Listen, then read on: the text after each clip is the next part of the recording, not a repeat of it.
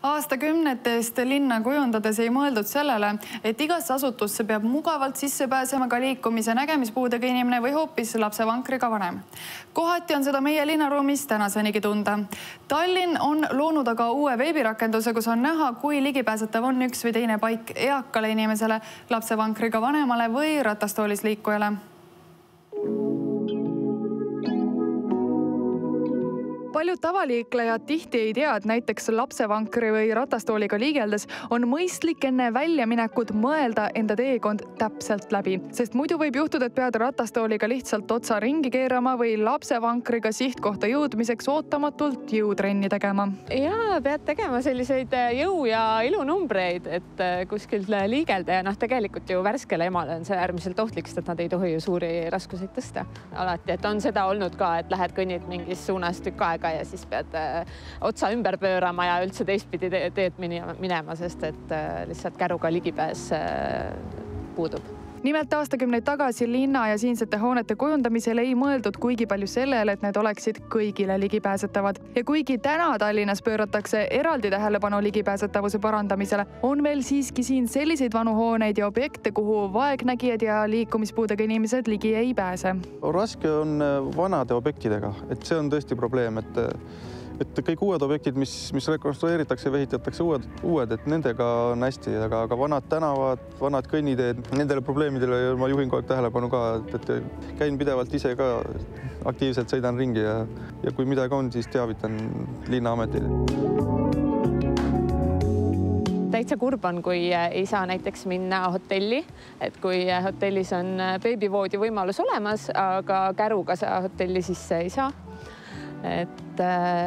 Ja näiteks ka arsti juurde kohati, et väikse lapsega on vaja minna, aga käru pead siis jätma kuhugi tunniks ajaks ja lootma, et pärast on alles, kui tagasi tuled.